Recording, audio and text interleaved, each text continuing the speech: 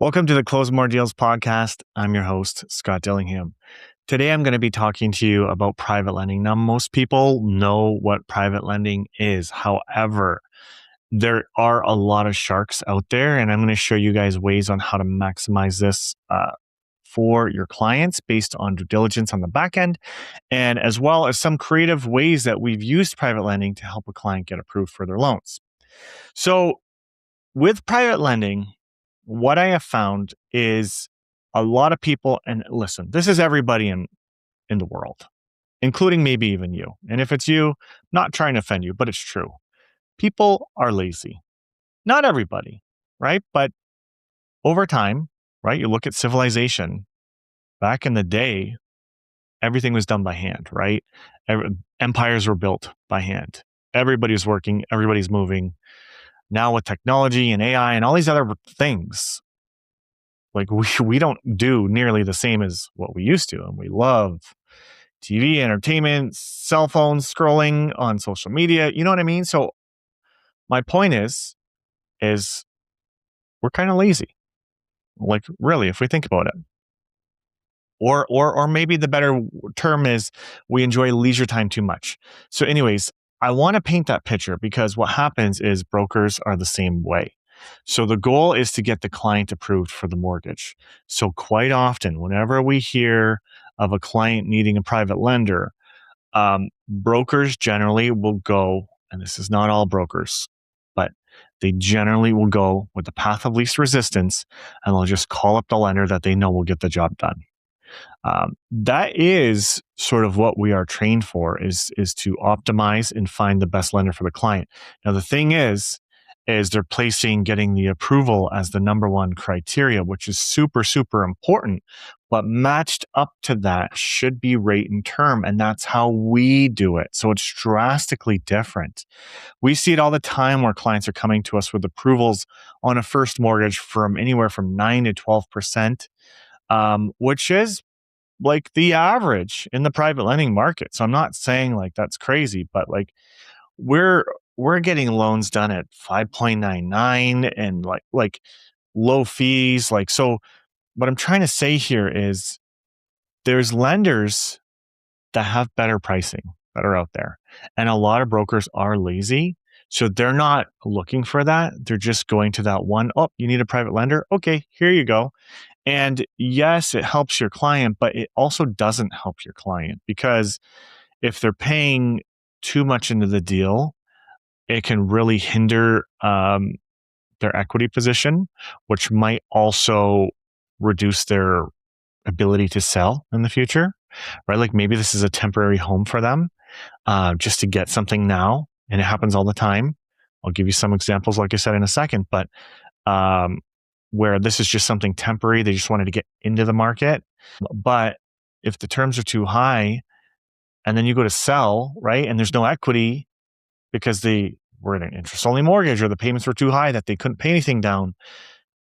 Do you know what I mean? It puts you in a spot. So it actually hinders you as a realtor. It hinders your ability to sell and to help your clients the very best. And even if it doesn't result in a better sale, imagine being the realtor that, hey, you know what? The average interest rate in Canada for private lending is 9 to 12, and I got you 6 by making a recommendation to you. You know what I mean? That's fantastic. Now, again, I'm recording this early February 2026. Rates change all the time, but this is a program that's been out for at least a year at this rate.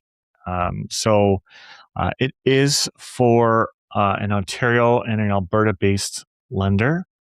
There's probably other lenders that are even cheaper, in different niche markets. I'm not sure. We do try to match up with lenders that have a wide area of coverage because we lend all over the place. But the point is we will continue to shop around. So if there's a file in a new location, we will always check and see what we can find.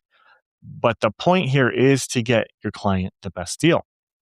Now, here's some cases that we've done. So a lot of people think, oh, I have bad credit, I need a private lender. That's one way, but that might not be to the client's best interest.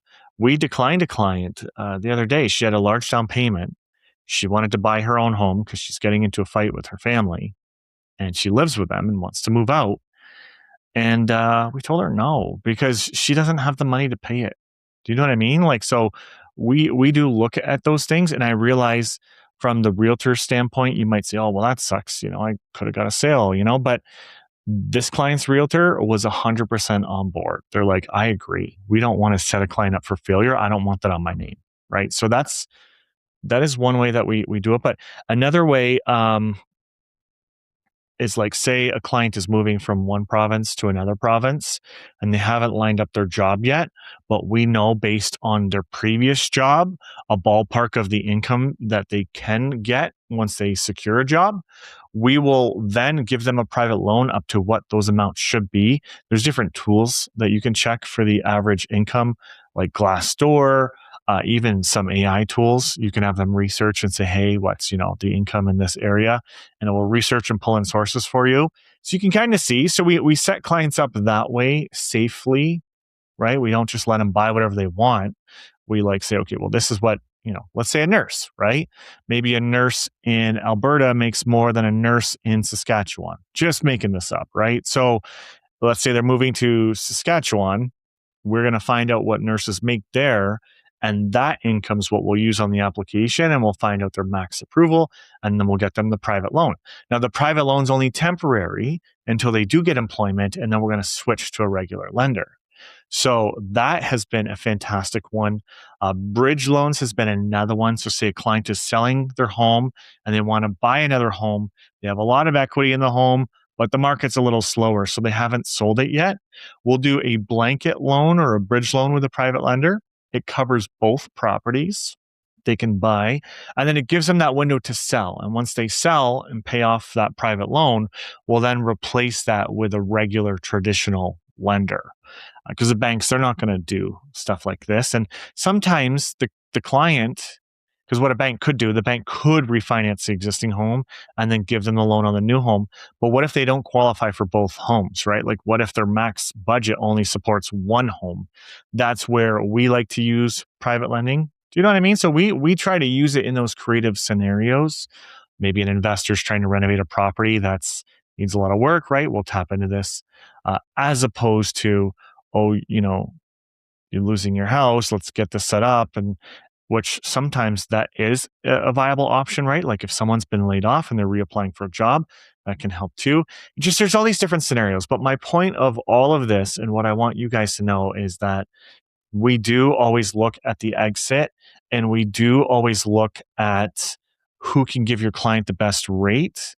So by working with us, details in the show notes, book a call. By working with us, we're not going to set your client up for failure.